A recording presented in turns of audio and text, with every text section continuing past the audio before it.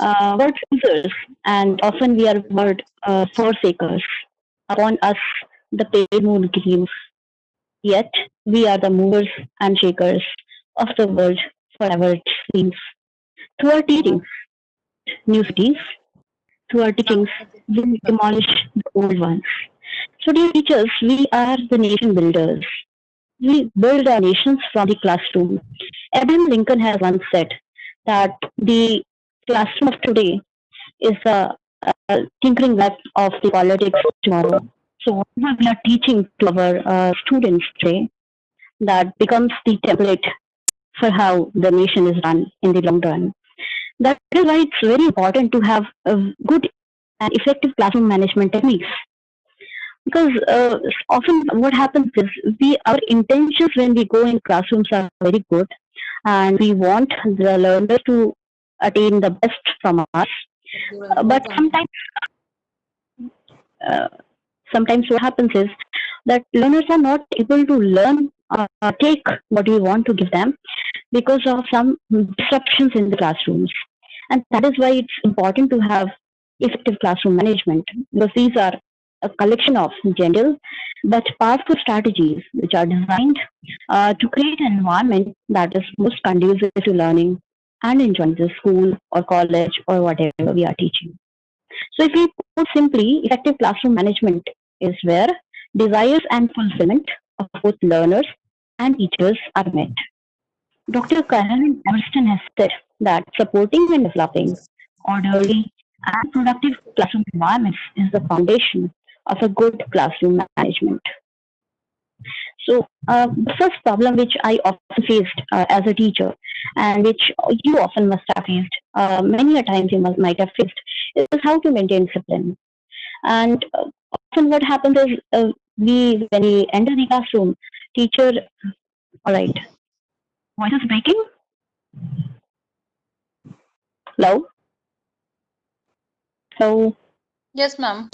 is my voice breaking? Actually, your voice is fluctuating and creating some double sound. So, do you have echo problem also here?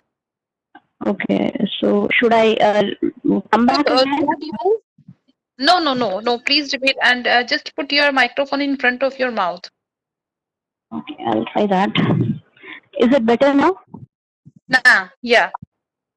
Okay, so I'll have continue like this. All right, am I audible now?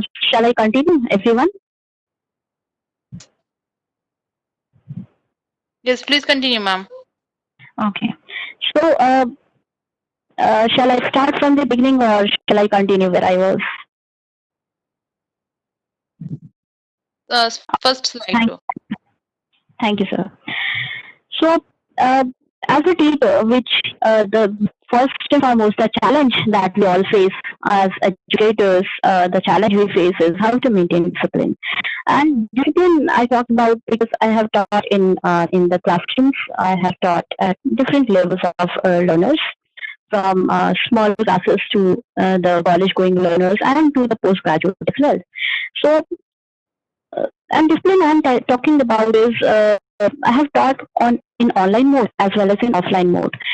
So in the online mode, the discipline we talk about is how to ensure that the learners attend your classes regularly because you are not there physically. So that is also very important because as we are shifting towards the online modes, and as you must have seen that UGC has said 40% of the coursework should be online in this academic year. So a very big challenge that we face as educators is how to maintain discipline. If you are physically present, of course you can use your strategies and you can maintain the discipline at that time. But if you are not physically present and you are connected to the learner in the online mode, then how to maintain discipline? So, first and foremost thing that we have to do to maintain discipline is we have to maintain a routine structure. I take online classes for various competitive examinations, and I have a strict routine. I mean, if I have to take the newspaper classes, it has to be at 9 o'clock. And if I continue that on a daily basis, I find that engagement is better. So we have to maintain a routine structure. And that is why in formal schools, what happens is we have a timetable. As learners know which teacher is going to come, which teacher will be teaching what. So maintaining a routine structure is first and foremost very important to maintain discipline. Second thing is we have to make the learners know the rules. What are the rules of the game? Whenever we play a game, we have to know the rules. And similarly, when we talk about teaching, the learner should know what are the rules, and they should also know the consequences of not following the rules. So not only the learner has to know the rules, he also needs to be made clear of the consequences that he will have to face if he does not follow the rules. And that has to be explained in an unequivocal and in a very, very plain manner so that everybody understands the rules and the consequences. Then, very important is to get learners engaged and involved. So, when you are taking online classes, for example, you can keep on asking questions, you can give assignments, you can ask them to comment something. When you are taking an offline class, you have to, for example, if somebody is not paying attention, you can easily observe who is not paying attention, and you can immediately ask a question. You can ask them to come and explain. So there are various strategies with which you can get learners engaged and involved, so which is very, very important. And then the most important part is when we were as a child, what we used to see is our teacher would be teaching in the front rows. They used to pay more attention in the front rows. That should not happen. Teacher has to circulate around the class. He has to move around the class. He has to build a positive relationship with the learners. Now, when we talk about building relationships, teaching is should not be a separate activity. We should not see ourselves as two different aspects. And like if I am a teacher, I am also a learner. When I teach, I learn lots of things, and that is why it is very important to be on the same page and to maintain a positive relationship with learners. So while teaching, there are different levels of teaching. For example, when I teach first level or in the nursery classes, when we start learning, the first level is memory level of teaching. This is the initial stage of teaching in which the learner and we teach the learner to learn something. They are asked to retain whatever we have taught, and they have to repeat the learned material whenever it is required. For example, as a child, when we were in class nursery and all, we did not know the meaning of poems. Right? What is Twinkle Twinkle Little Star or One Two or ABC? We did not know the meanings. And what used to happen, if you recall our school days, a teacher or a small child would be speaking very loudly, and the learners just used to repeat after them. So that level of teaching is called memory level of teaching. So it is initial stage of teaching. We are we are enabling the learner to retain whatever we are teaching, and also to reproduce the learned material whenever required. Now, the tragedy of Indian school system is that this is a initial level of teaching. This is the minimal level of teaching, and unfortunately, most of the teachers stick to this level of teaching because we have there is a lot of focus on grades, and to ensure grades, we have to ensure that learners can retain whatever we have taught them. And since the entire focus is on the grades, entire focus is on the marks which the students get, and even the teachers are like they are. When we talk about teachers, they are judged on the basis of how much marks their students get. That is why teachers remain limited to the memory level of teaching.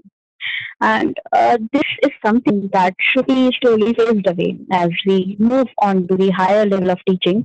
We realize that memory level of teaching is not sufficient. Second level of teaching is understanding level of teaching. Now, in the second level of teaching, we are we are doing memory plus insight. So we are not just the learner is not just memorizing the facts. Learner is able to focus and gain the mastery over the subject. For example, when we talk about physics, when we learned physics, we would be learning various formulas, but we also understood how to apply this formula in solving a question. So that is, we get to learn plus we gain some insight so that we are able to tackle a subject. Again, this is the second level of learning. This is not a very high level of learning. And here our focus is on gaining the mastery of subject. So when we talk about the complex learning models in colleges, in schools, in the higher learning arenas, understanding level of teaching goes on, because we have to teach the learner to master the subject, and then only they can go clear the competitions, or they would be able to clear the various examinations. Now, the highest level of actually, I'm not sharing the slide. Ma'am, So I request to you, ma'am, please ask me to turn your slide. Actually, I am also confusing from my side.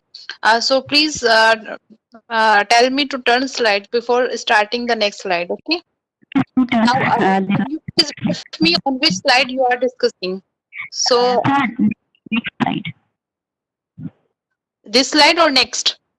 Next. Ma'am, only next slide. Different level of teaching. Yeah. Okay, sure. Third level of teaching is reflective level of teaching. Now, in reflective, this should be the ideal level of teaching for us. Here, the aim is to develop the reflective power of learners. Learners should be able to think, analyze. He should be able to use his imagination. He should be able to use his reasoning and lead successful and happy lives. And this comes with debates, this comes with discussions, and this comes with effective teaching management that we have to use in our classrooms. And this reflective level of teaching, as we talk about in Indian scenario, unfortunately, this level of teaching is found in very few universities, and that is the reason when we talk about India, India has the largest software exporting software manpower in the world. We are the IT exporters of the world. Yet, unfortunately, you talk about various applications, they are not very when you talk about, they are not made in India. When you talk about various applications, whether it is WhatsApp, whether this is WebEx, whether it is Zoom, whether it is TikTok, so many other applications, despite having such a large manpower, despite having so many learned people, despite having the excellent workforce, somehow our workforce does not reflect on the needs of our society. And that's why we depend on other countries to import so many things. And this is where we have to focus, and this is where we have to teach in such a way that students start solving the problems of their lives, of their societies, of their nation, by reasoning, by using logic, by using imagination, so that not only they lead successful and happy lives, but they lead such a life that it becomes in the service of nation. And this is where our focus should be. And this comes when you start teaching the students in such a way that they reflect the problems of the society. For example, if you are an IT professional and you are teaching, let us say, software to you are teaching coding to the students, and you give the assignment where you ask the learners to make something that is quite similar to WhatsApp. That is where the student will be able to reflect. That is where the student will be able to learn. Similarly, if you are an economics teacher, you might give you can give an assignment to the learner to just reflect what is going on in the society, and just think what will be the implication if, suppose, let us say, the pandemic continues 2 more months and the lockdown increases. So this is where the students will be able to learn through solving the problems that they are facing by using the logic. And this is where new ideas will come up, and these new ideas will be able to give productive solutions to these problems we face as a society. Ma'am, could you go to the next slide, please? So effective teaching, in effective teaching, anything when we talk about, it is a two-way process. It is not a one-way process. As a teacher, when you have to teach effectively, you have to realize what is the objective of the class that you're taking. And the objective should not be merely giving the learner a mastery over the subject. It should be, at the back of the mind should be, The question that you have to ask yourself is what the learner is going to, how the learner is going to reflect on a problem that he or she faces in the society with the lecture that I'm going to give today. And every time, initially, you have to do this consciously. Every time you do this exercise before going into the classroom, trust me, you will be building leaders. You will be building a society that would be proud on your learning, and that would ever be dependent, and that would ever uh, see you with an eyes of appreciation and eyes of utmost respect. Then, in the process, when you are actually reaching it, it should be with joy and creativity. As a teacher, often what happens is we feel that teaching is just we know the subject, we go, and on a daily basis, we do the same thing over and over. We become mechanized because there is nothing new that we feel that we are going to do in the classroom. Now, if we leave this mindset and we go with the spirit of joy, with the spirit of creativity, our face, our personality beams that creativity and joy, and somehow we are able to give positive vibes to our learners. And our learners come into that environment, in that learning mode, where they are able to reach a supreme level of learning. And when we combine these two processes, when we go with a clear objective, with a spirit of joy and creativity, the learning becomes a new experience. It becomes an experience which is cherishable. Learners, many times it happens, there are few teachers which you might be remembering in your lifetime, which you would be willing to go back to, whose classes you will be willing to go back to, because those teachers gave you new experiences. They foster a spirit of joy and creativity in your life. They help you realize your objectives, and they came with a clear purpose of imparting not what they knew, but building something new with your participation. Ma'am, please, the next slide. So, next one. Some psychological principles of classroom enforcement. When we talk about classroom management, you must be knowing this. We study in psychology very clearly the theory of reinforcement. So, what is reinforcement? Reinforcement is something when we have an effect that has an effect on the behavior, that is, it increases or decreases our response. Either that is something which is going to increase or decrease our response, and it is called reinforcement. So it is going to strengthen certain patterns of behavior, and it is going to reduce some other patterns of behavior. So when we talk about reinforcement, there can be a positive reinforcement in a process, in a various ways. For example, if we praise a child, so that behavior will get reinforced.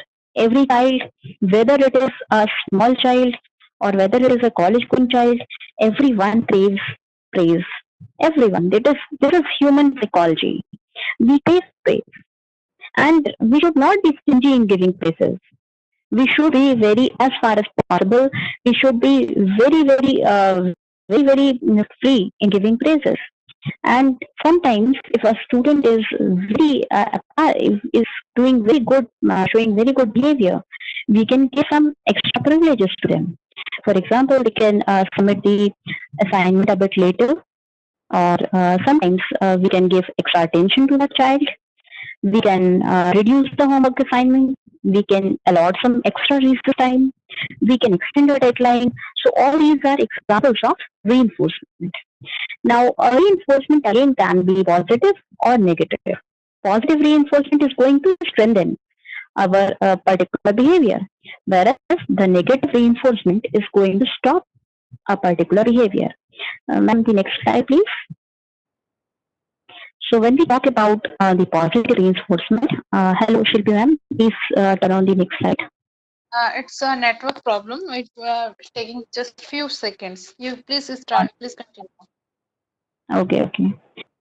So when we talk about positive reinforcement, it is something when we give to the subject so that they can perform a desired action, and they should be able to associate the action with the reward and do it more often. So the reward is a reinforcing stimulus. Now, when we talk about negative reinforcement is a response or behavior that is strengthened by stopping, removing, or avoiding a negative outcome or or an aversive stimulus. For example, if a child is not listening to you, you might be telling them not to do that pattern. So this is a negative reinforcement where you scold a learner or you tell the learner not to do something. That is a negative reinforcement. The learner gets a cue that this behavior is not acceptable in the classroom and they should avoid this behavior. Now the next slide, please, ma'am. These two reinforcement we are all aware about. And one more type of reinforcement is differential reinforcement. Now, differential reinforcement is the implementation of reinforcing not only the appropriate response, only the appropriate response. For example, if you want the learners to submit the assignment and you don't want to do something else, so you will reinforce only when they submit the assignment. You don't want them to talk or something else, then you reinforce only the appropriate behavior or the behavior that you wish to increase. And you apply exclusion to all other responses. That means you will ensure that other responses are reduced and you will ensure that one particular response is enhanced. Then that is called differential reinforcement. Next slide, please, ma'am. Now, punishment.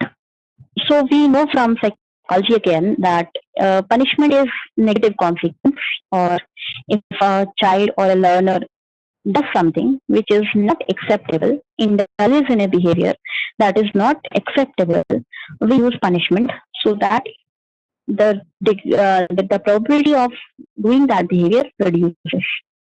For example, corporal punishment should not be used in the classrooms or anywhere. I would say not even at home. So how can we punish child? So we can punish them in various other ways, like we can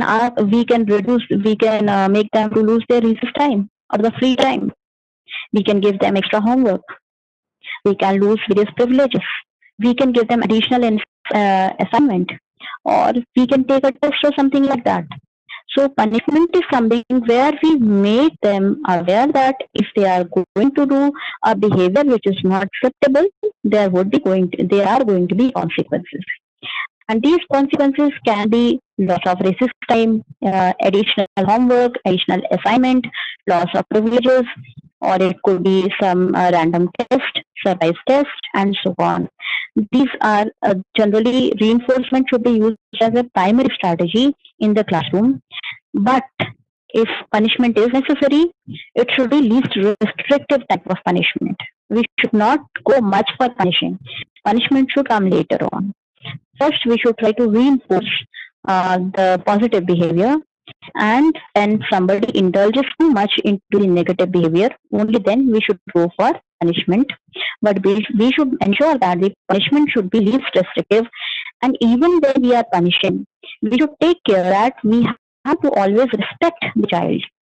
As a human being, everyone deserves respect. Even when we are punishing a behavior. We are not punishing the child as a human being. That should be kept in mind. Sometimes what happens is we use rude words. We say things that hurt children a lot. So that should be avoided. And before implementing any punishment strategy, it is very, very important that we check on with our college or school or wherever we are teaching what is the policy of classroom management, or what kind of punishment is acceptable in the school or not acceptable in the institution where we are teaching. Because in some institutions, punishments are not allowed. In some institutions, additional assignment or loss of privileges is not allowed. So we have to know what is the policy of punishment in our school or college or institution where we are teaching. Only then we should undertake punishments. Next slide, please, ma'am. Now, some principles which we can use while teaching. And first principle is principle of encouraging creativity and self-expression. So, self-expression is something where we are the child or the learner is able to express their natural creativity and their abilities. And in the process of working on creative expression, which should be a primary task of the teacher, so that we can understand as a teacher what are the creativity of a learner. And when we are using such creative exercises, even the learner as well as the teacher enjoys it. So, for example, if we are teaching in a higher education system, we can encourage creativity by giving a topic and dividing the class into various groups and asking the class to present the topic in a creative way. They can use Nukkad Nataks, they can use drawings. You don't tell them what they have to use. Give them the entire freedom to use a strategy they want. And if you judge them in that basis, you will find the creativity which is amply in their present in your learners. So we have to encourage creativity in some form. And when we do this, when we divide the class into various groups and when we ask the learners to present one particular topic in a creative way, in an artistic way, even the topic becomes very easy to understand for the entire group because they can express it creatively only when they understand it. So the understanding improves, reflective power of the learner improves. They are able to associate the topic with something that is happening in their life. Learning does not remain a rote process there. That is why we have to encourage creativity and self-expression. Next slide, please, ma'am. So, principle of sympathy and cooperation.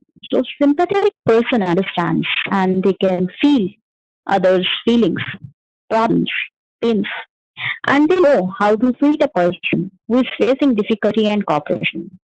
And he would be working together to the same end. Now, there would be an example where if suppose a blind girl is crossing a road. Now, here in this condition, sympathy would be when we go and talk to her, encourage her, feel her pain, and cooperate. And cooperation would be when we cooperate her to cross the road. So in cooperation, we just go mechanically and help her in crossing the road. But sympathy would be when we feel what she's feeling. We encourage her, we talk to her, and yes, we cooperate her to cross the road as well. So sympathy is very important. You have to be sympathetic. Just because somebody is your student doesn't mean that they are free of problems. Everybody faces a lot of stresses. Everybody faces a lot of problems. There may be times where some child might coming late in your classroom on a daily basis, but there might be a reason for his or her coming late. For example, I've seen, this is a real life example that I'm telling you. A child used to continuously come late in the class. She was a female child. And there was a punishment for coming late in the classroom. Finally, I decided to know why exactly is she getting the punishment on a daily basis till she comes late. And what we got to know was that she used to come from far off and she does not know how to drive. And she depended on her father or brother to come and send her to the school. So, unless and until we understand what the problem the child is facing, we might be punishing them for the wrong reason. We might be, we might feel that the child is delinquent, and child is not able to understand, child is misbehaving with us, child is not cooperative. But there may be reasons for their non-cooperation, and this we can understand only when we are sympathetic and cooperative with the student. And this sympathy and cooperation comes when you are when you are involved with the child. You have to build rapport with the child. You have to be involved in their life, and only then you understand the reasons for their actions. And when you do, Excuse me, very ma'am. few. Your voice is breaking. Uh, Voice is not audible. is it audible now? Hello. Would somebody tell me if I'm audible now? I would. Please continue, ma'am. Okay. So, ma'am, the next slide, please. So, next principle of teaching is remedial teaching. Now, it happens in a lot of schools where there are remedial classes. Remedial classes, and even in colleges where there are remedial classes. Remedy, we know, is when we try to find out the cure for something. Now, principle of remedial teaching says that it is necessary for the teacher to identify the mistakes and suggest the better answers to the problems. Just identifying the mistake is not enough. Often what happens is when we are evaluating, when we are even in the examination, when we are evaluating the papers, we just underline the mistakes, but we never tell the child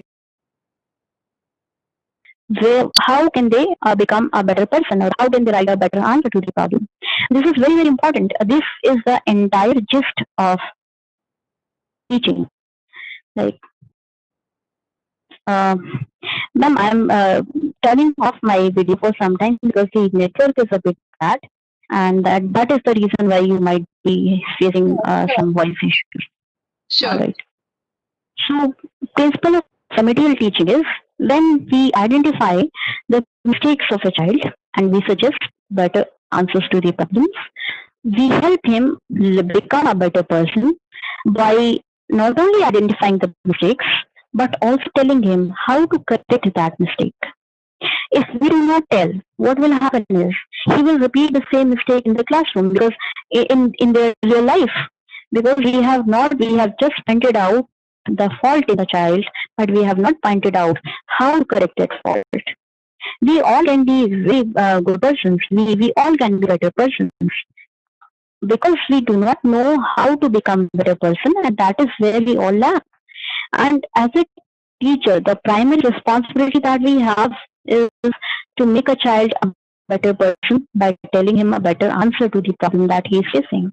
To the problem in the subject it would be, or in the life, whatever we come across, any kind of problem. And the child should be able to come to you with his problems, and you should be able to not only identify the mistake, which is very, very easy, but you should be able to give them answers and suggest better answers to the problems. This is where your advantage, this is where your purpose as a teacher comes out. This is where you as a teacher stand out. And this is why nation needs you as a teacher, because you suggest better answers to the problems which the society itself cannot suggest. Because with your expertise in the subject, with your expertise in dealing with the children, with your expertise in the things that you see, the problems that you see, we as a teacher are better positioned to answer the problems, not only what a student faces, but also what the society faces. And that is why when I began with the poem that we are the nation builders. We are the dreamers of the dream. We are called nation builders because we suggest better answers to the problems that society faces. Next slide, please, ma'am. Next is imparting training to senses. So we have to use multiple senses, so that because every learner has a different learning style. Somebody learns by auditory means. For example, I learn by auditory means. Some people learn by kinesthetic means. Some people learn just by seeing. Some people learn by using various other sense organs. So, if we want our teaching to be inclusive for every type of learner, we have to use some kind of technique in teaching, so that as many senses as possible get involved in the teaching process. These days, various schools, colleges, they are using multimedia forums, for example, smart classes, and so on, so that the senses get involved, and which is very crucial in enduring learning. Now, you see, recently a startup, EduTech startup, which is called Vedantu. It is very, very in a small span of time, like 1 year. I think it is not even 1 year since it was started up. Within that small span of time, it has become a it has become a very good business model. It is capturing the market like anything. The reason is it is using very good it is using very good strategies, multimedia strategies. It is using hyper animation. It is using various sense organs, and that is why the learners find it very interesting to get to learn. So we have to use various in our presentations, in our teachings. We have to use multimedia so that as many senses as possible get involved, and this will help in enduring the learning. Next slide, please, ma'am. So now we come to some effective teaching methods. So first effective teaching method would be using audiovisuals. Now when we use audiovisual aids, what happens is not only we are able to discipline the class because all learners' attentions are focused in learning, but the interactive session also helps in developing critical thinking and reasoning, which are very, very important components of teaching and learning process. So when we give some audio, when we use some audio clips, when we use some visuals while giving the examples, these days when we start, this is also called blended learning. So when we start blended learning in our classrooms, it provides a good opportunity for a good communication between teacher and learner. It makes the learning very, very good, very interesting, and it enhances the teacher's ability to make the lesson simple, effective, easy to understand for the learners. Audiovisual materials also make learning more permanent because the learner is using more than one sense. Next slide, please, ma'am. And as in the higher education, we should conduct debates and discussions. These are very important because these activities, they complement teaching, learning, assignment strategies as the learner is actively engaged. And this is also promoting interaction. So when we talk about our ancient learning pattern, or when we talk about Gurukul system, in the Gurukul system, what used to happen was the entire learning process used to be in the form of debates and discussions. Shastras, which we used to call in Sanskrit, and Shastras sometimes used to carry on for days and days together. And in those debates and discussions, brainstorming used to happen, and new ideas, exchange of information used to come up, and new ideas used to be created. Similarly, when you talk about Greek society in the times of Socrates and early Greek society, a lot of debate and discussions used to take place, and that enhanced the learning process that built the society in that built the society in a new form. That was the reason for so many experimentation that took place not only in India but also in Greek society. So it is very, very important to conduct debates and discussions. And one crucial thing here is when we conduct debates and discussions, we should be acceptable to the new ideas and viewpoints which the learner may bring with themselves. And second thing is, it is very, very important to teach the children to respect the ideas of others. When we learn respecting the ideas of others, and when we brainstorm on those ideas, discuss on the new ideas, sometimes we are able to give birth to a totally different idea. And that is why when we talk about teacher, somewhere I had learned that a teacher is sometimes called a midwife of the ideas, because here in the classroom, we as a teacher help in giving birth to new ideas. So we are intellectual midwives, and that should be our motto while conducting debates and discussions, so that we enhance the process, or we act as a catalyst where the birth of new ideas take place because of the way we conduct debates, the way we conduct discussions, the way we disseminate the information in the form of debates and discussions. Next slide, please, ma'am. And very effective technique is conducting role play. So this is not only used for a learner, it is also used for very adult learners, like we are conducting role plays, even for CEO levels. When we conduct trainings, we conduct role plays for them. So role play can be conducted for any age group of learner. It is a technique that allows the learner to explore realistic situations by interacting with other people in a managed way. So the learner is able to develop experiences and try different strategies in a very supportive environment. So you can talk it about these role play is something like a simulation. So, and when an astronaut goes to the space, they undergo simulation techniques. They are able to simulate that space environment on Earth, and they are able to learn how to navigate in the space. Similarly, in the role play, the child is able to navigate, or the learner is able to navigate the problems in a very supportive environment. You can call it as a tinkering lab also, a lab where the child gets to know what would be the effect of his ideas or his strategies on the environment, on others, and he's able to understand things by doing because he is playing role. So he learns by doing, and this is a fantastic way of disseminating the information that we have to disseminate to the learner. Next slide, please, ma'am. And quizzes are very, very important again because quizzes, what happens is the attention span is very small these days. Now, when we conduct quiz, we are able to identify, even as a teacher, we are able to identify, and the learner is also able to identify what they understood from that lesson and where are the gaps, what they could not understand. And once we identify gap, it is very, very easy to fill that gap. So learner gets a better idea of how well they are grasping the material. It helps them in motivating and they study more, and it also helps them to allocate their study time effectively so that they can know in which direction they have to study.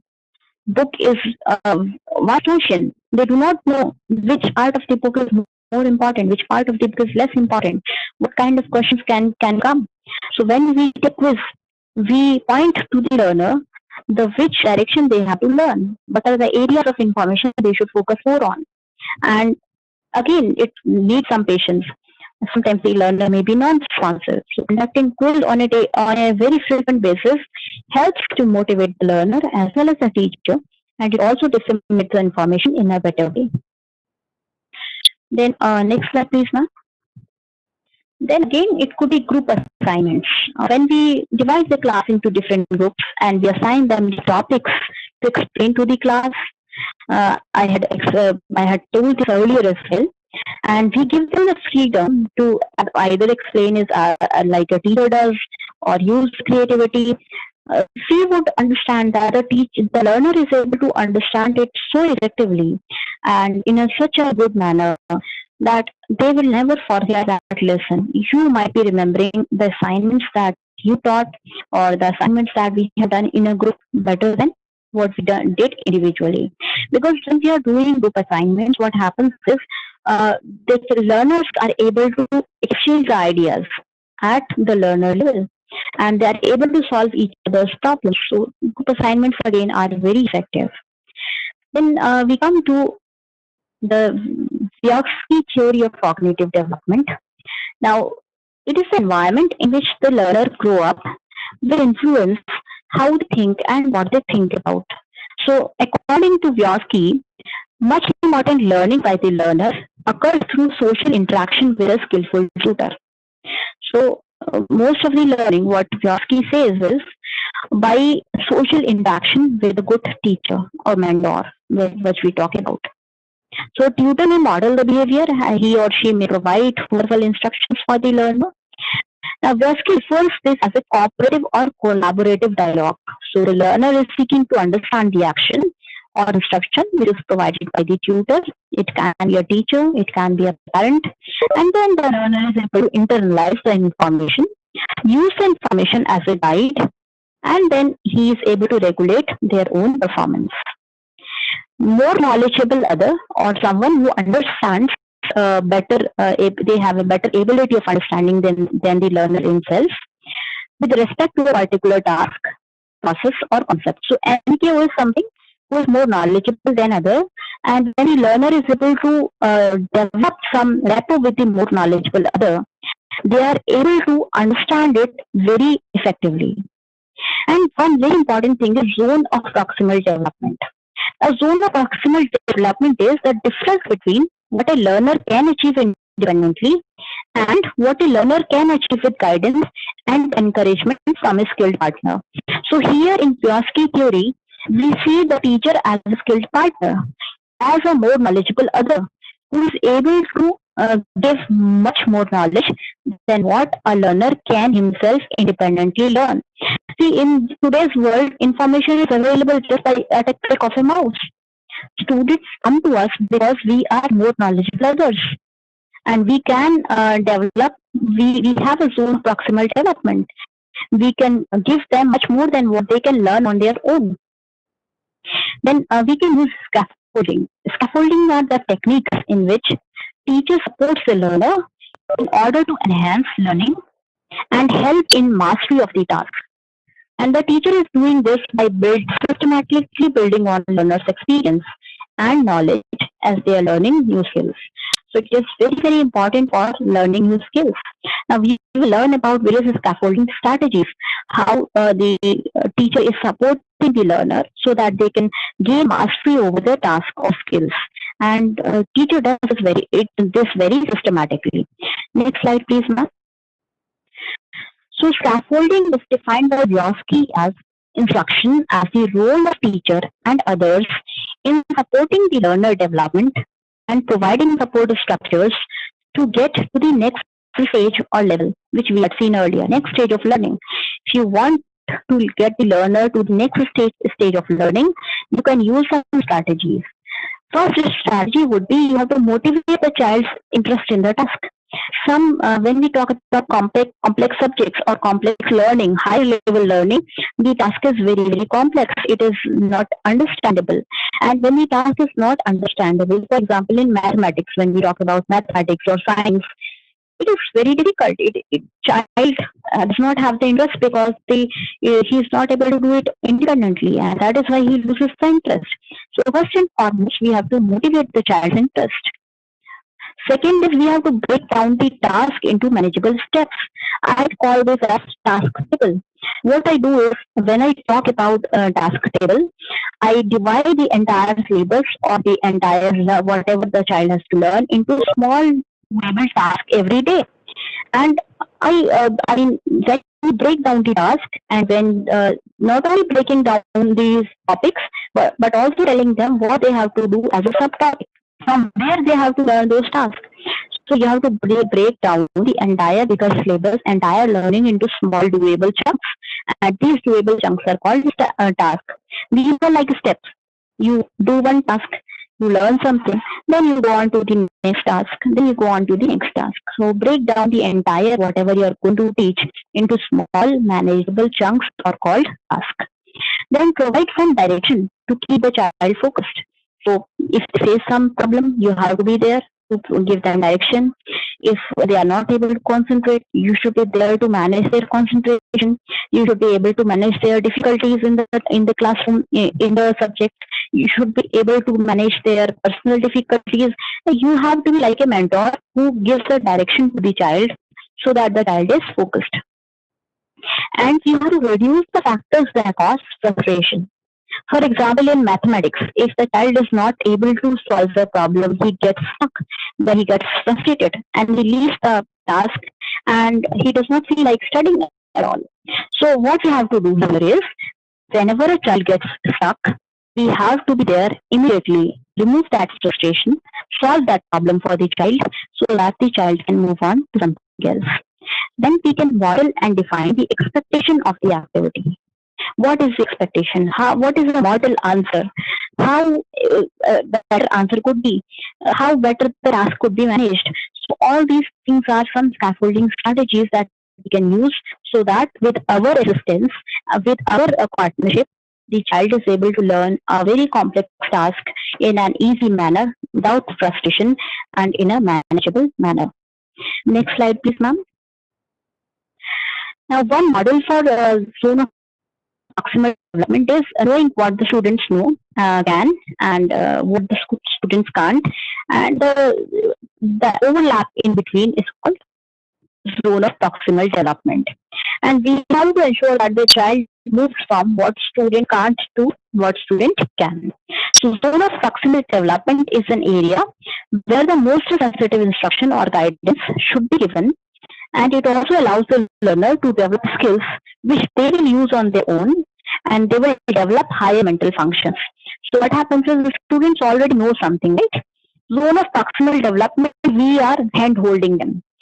And then student with our hand holding, with our assistance, student moves on to solve those problems which he earlier could not. So he moves from can to zone of proximal development to what he couldn't, and then he is able to even solve those problems which he earlier couldn't. So this is something which we have to do it with various scaffolding techniques. Then we come to social and emotional learning. Small groups and group instructions can be established for the learners who need to focus on specific skills to improve and manage their classroom behavior. So topics of this group may be self-management, anger management, and see these are the things which are not taught to us in the classrooms, and that is why when we talk about this generation, trust me, this generation is a generation which is very frustrated because we have not taught them how to manage themselves. We have not taught them how to manage their anger. We have not taught them how to manage the conflicts. We have to conduct various mentoring sessions where we have to not only tell them about the learning, the subject, but we also have to give them some life skills like we have to sensitize them about the gender issues. We have to sensitize them about bullying. We have to sensitize them about anger management. And these are some life skills which the child is going to remember you forever, because what we learn in the books we forget, but what we learn in the life lessons we always remember. And the teacher who teaches us the life lessons, we always remember that teacher, because there are very few teachers who actually teach us various life lessons. Then there can be some universal instructions like we explicitly teach the learners what are the expectations from the classroom. We can spend extra time teaching expectations at the beginning of the academic year. We can take one entire session where we tell them what we expect from the learner, and then we teach the goals throughout the year, and the goals should be measurable. They should be easy to understand. One important thing is we should never over expect from our learner. In fact, we should always under expect. Once we under expect, we are under expecting. What we do is we go extra mile and ensure that the learners are able to learn whatever we wanted them to learn. And we have to also provide them the positive rewards if they are able to meet some minimum expectation. So expectation level should be low. Again, to engage learners, we have to ensure that the difficulty level of instruction is appropriate as per the child's age. Then we have to create opportunity for the learners to choose some various strategies, the various things we have to give them. We have to incorporate the child's interest to the curriculum. We can give good projects. We can use two-based feedback. We can encourage questions. We can build positive relationships with the learners. As a human being, we can build relationships. And trust me, the best relationship you can ever build with someone should be with your learners. Today they are your students. Tomorrow they will grow up to be a respectable member of the society. And the way they are going to support you, the way they help you in your various projects, I don't think somebody else can. So when you build positive relationships at human level with your learners, you will find that the relationships you have built will stay forever. And those learners, when they grow up and you still have the positive relationship with them, you will find some of the best people in your learners. So that kind of relationship we have to build with our learners. Some recommendations that I can give you is we should not use vague rules. Rules should be very clear. We should not have rules which we are unwilling to enforce. If I made a rule, I should enforce that rule. Otherwise, what lesson I am giving to the learner is rules are meant to be broken. So make a rule which you are willing to enforce.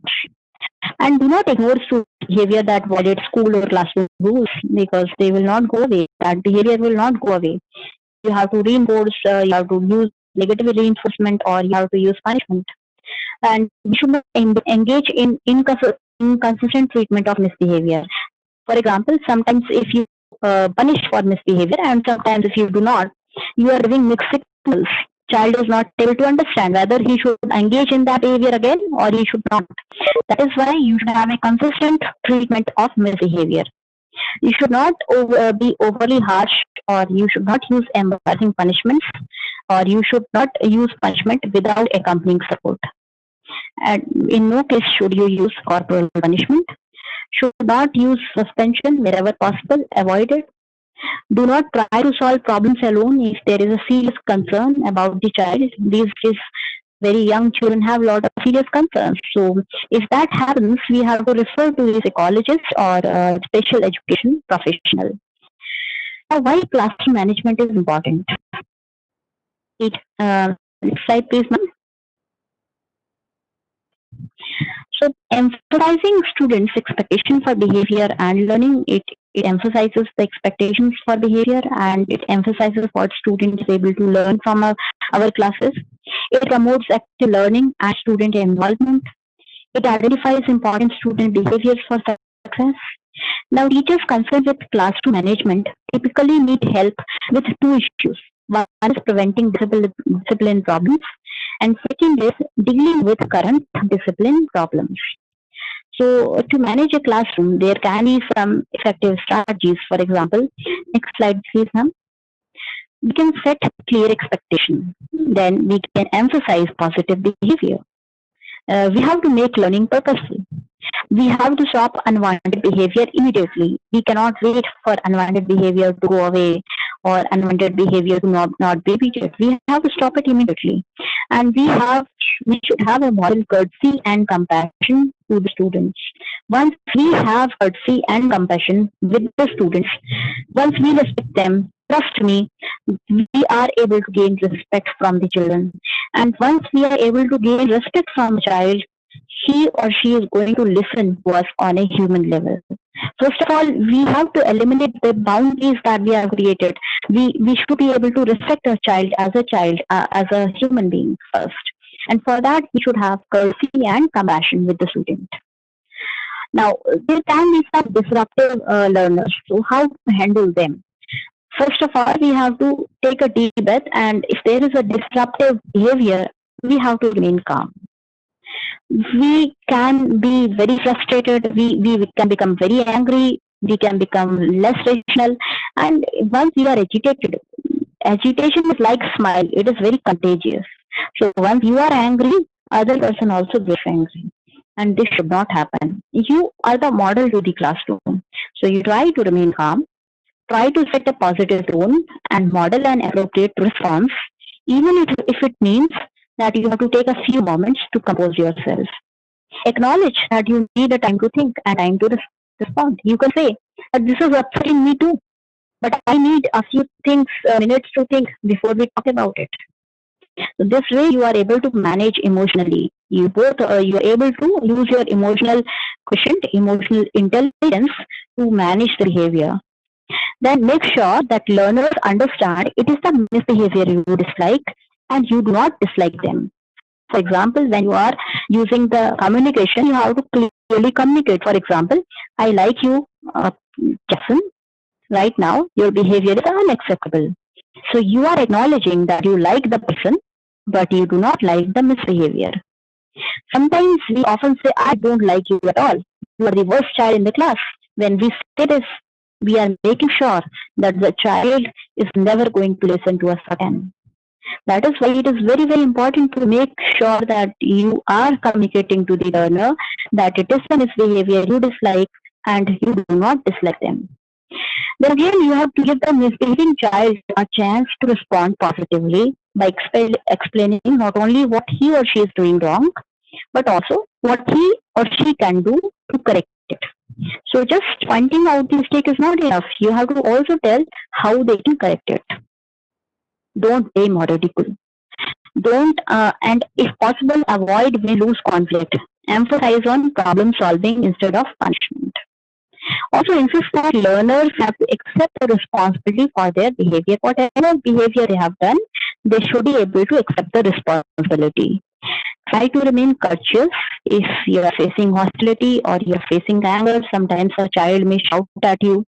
Sometimes they may be very hostile to you. In that situation also, be courteous. Show the learner that you are caring about them and their problems will help you earn their respect. Once you do this, once you are calm, then, hello?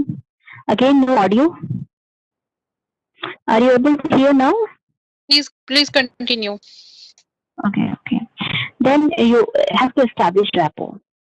Again, treat all learners respectfully and politely. Be consistent in whatever you are saying, in what you let them say, and what you let them do. And be very careful not to favor certain learners. You should. Nepotism is a rage these days. Even in Bollywood, they are talking about nepotism. In politics, people have rejected nepotism. You should not be. You should not be. It should not be visible to the learner that you are favoring anyone. Avoid that. Do not favor any certain learner. And be an attentive listener. Encourage the children to talk about feelings, concerns that help them clarify the comments by restating them, and be aware about cultural differences. For example, a student who is staring at the floor while you speak to him or her, it may be viewed as defiant in some culture, and sometimes it is respectful in others. When you talk about Japan, in Japan, the child is not encouraged to look at the teacher. Whereas in America, it would be very defiant. In Japan, it would be respectful. So know what is the cultural differences, and that way you model your behavior. Again, try to understand how the behavior is coming from. Why a behavior is being shown by a student. Is the child distressed by death, divorce, new baby, some learning disability, or some other overwhelming experiences? Speak to the child's parents or guardians or someone you know about, so that you can know the underlying cause and you can help in developing sympathy through understanding. Wherever it is necessary to speak to a child about his or her behavior, try to speak in private. Do not ridicule him publicly. Even if you are trying to correct him in public, she may feel triggered, he or she may feel insulted. That is why speak to him about his behavior in private. Use positive strategies when dealing with the learner. One strategy is addressing specific behavior with precise language that describes what needs to be done and what needs not be done. Try to seat the child near you or a helpful student. Praise the student liberally, sincerely. Give the choices to promote self-worth and feelings of control. Be very firm and consistent about your rules. Express displeasure with the student's behavior without criticizing or making any personal comment. So that is all that I had to tell you in various effective classroom management exercises. I hope you have liked it. I hope I might have added some value to you. So I think Sam would be conducting quiz now.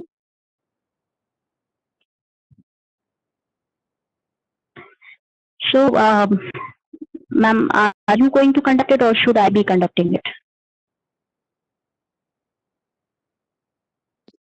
Please continue, ma'am. Okay. So, what are two scaffolding strategies? Can you name any two scaffolding strategies?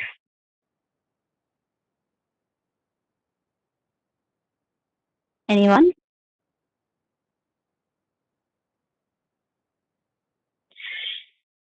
All right.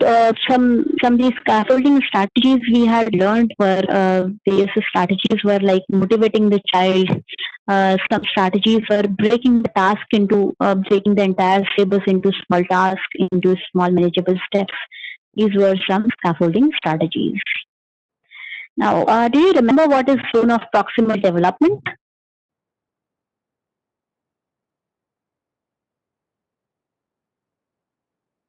Anyone?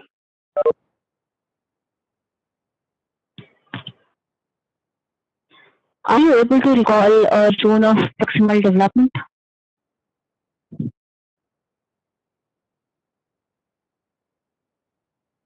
I request you, ma'am, please finish first your presentation, then we will discuss in a question answer session. It's done. My presentation is done now. Okay. Yeah. Thank you all. I hope you enjoyed my session. Giving it forward to Shri ma'am. Yeah, thank you so much, ma'am, for such a wonderful presentation on effective teaching learning. So I request to all participants to ask your questions, and if you have any query regarding effective teaching learning, or effective classroom management. So you can share your opinion, you can ask, just unmute your microphone, and you can also text in the chat box. Good evening, ma'am. Yes. It was very interesting and effective. But I wanted to know that in your classroom management, you didn't highlight about any health problems in the classroom. Like a teacher sometimes faces health, a child may be sick, or in the secondary school, a girl may mature immediately in the classroom and she may feel embarrassed. So in that situation, how a Mm-hmm. teacher will deal classroom management.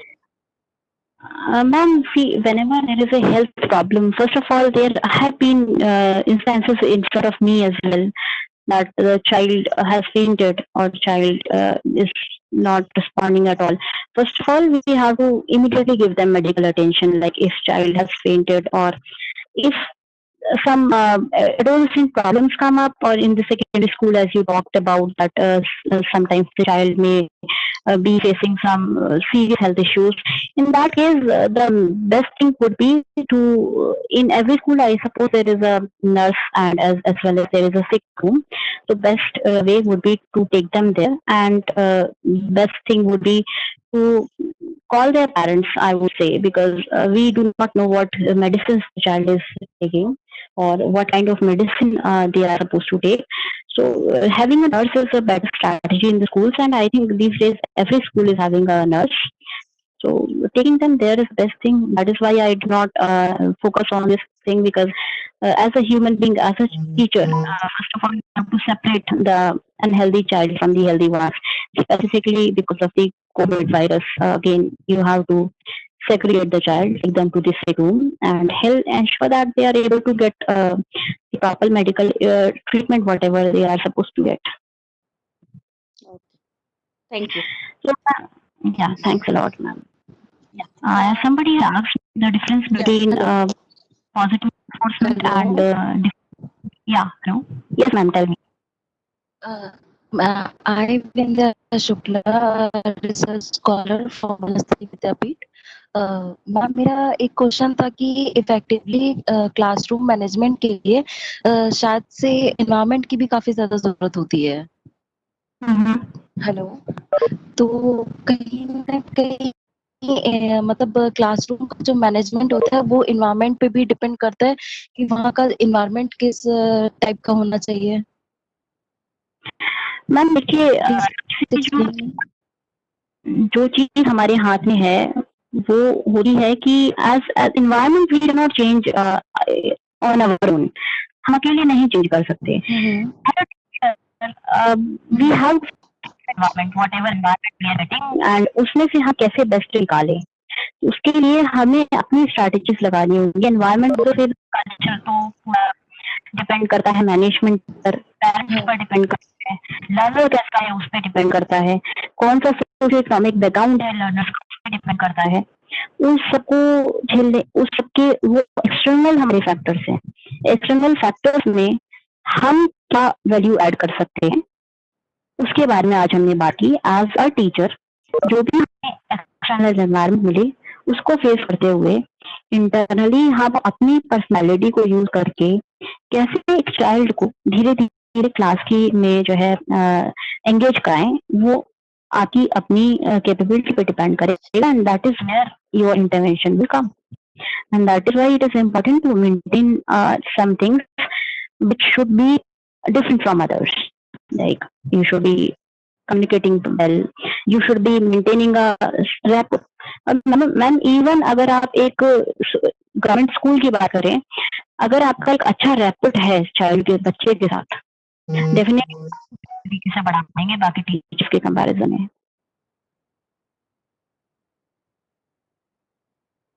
Okay, so Dr. Biswajit Mohapatra sir want to know that can you give one example of territory punishment?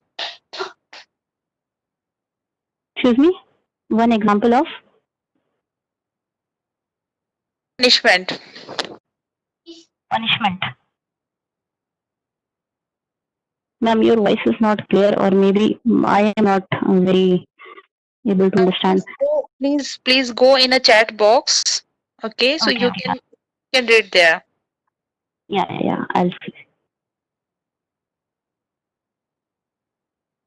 Okay. Tertiary punishment. So, sir, you asked me what is tertiary punishment. So we can use different punishments where we have to ensure that punishment should not be in a way that it is hurting the child. We have to always ensure that the punishment, whatever we are giving, should help the child. So in tertiary punishment, there is a third party punishment or it is an altruistic punishment where that is one party's transgressor, that is a child who has made a mistake and and he is administered not by the victim of transgression but by a third party. So, for example, two children are fighting. So, first and a child hit the same child. So, the child who was hit is a transgressor. Child who got hit was a victim, and you are punishing. So, this is a third party punishment or altruistic punishment. And third party punishment is done to ensure that we are enforcing the social norms even in those tertiary punishments or even in the third party punishments. We have to ensure that the child is not, I mean, does not get a very like he should not be hurt or he should not get very insulted. That way we have to. I hope I read your question correctly.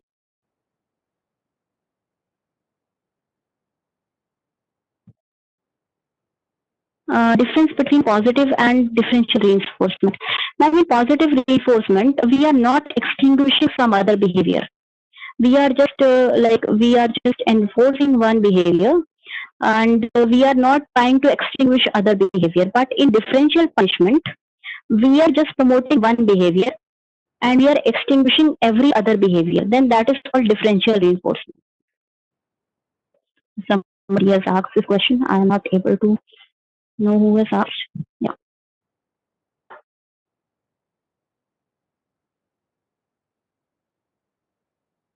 Ma'am, give one example, please. Of all these punishments, all the types of punishments. Sorry, Yes. reinforcements. Okay. Yes, So, ma'am. okay. When we talk about negative reinforcement, I hope you know it already. So, when we talk about positive reinforcement is something. Let us say a child is submitting the behavior assignment on time.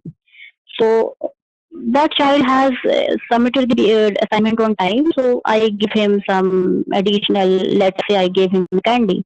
That is an example of positive reinforcement. Now in differential reinforcement, what I am doing, I have to just encourage one particular type of behavior and I have to extinguish every other type of behavior. So for example, if a child is completing an in-class assignment, the teacher may give a sticker or a happy face on her paper when it is handled in with and when it is handled in with no let us say no doodle and so on. So that is a differential punishment. Like when a child has completed, like child को जो भी हमें काम दिया था, child ने तुरंत वो कर लिया, तो उसको हमने क्या किया कि तुरंत हमने जो है उसको कोई स्टिकर या हैप्पी फेस उसके पेपर पे दे दिया. ये क्या है, डिफरेंशियल पनिशमेंट, ये डिफरेंशियल रिन्फोर्समेंट है, जहां पर हमने बताया कि अगर आप इन क्लास असाइनमेंट करोगे तो आपको जो है एक स्टिकर या हैप्पी फेस मिलेगा और बाकी जो बच्चे हैं जिन्होंने नहीं किया था उनकी कॉपी हमने वैसे ही रिटर्न कर दी, तो ये आपका एक डिफरेंशियल रिइंफोर्समेंट होगा. या फिर अगर यहाँ पे हम क्या करें, बाकी बिहेवियर को एक्सटिंग्विश करना चाहते हैं और इस बिहेवियर को हम प्रमोट करना चाह रहे हैं जहां पर इन क्लास राइटिंग असाइनमेंट जो है बच्चा कंप्लीट करे. Thank you very much, ma'am. Okay.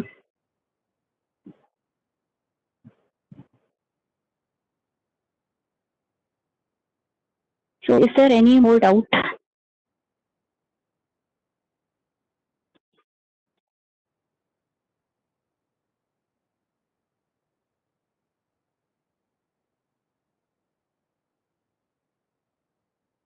So I think there is no any query So time to close session now, ma'am. And thanks once again for such a wonderful presentation. And thanks to all participation.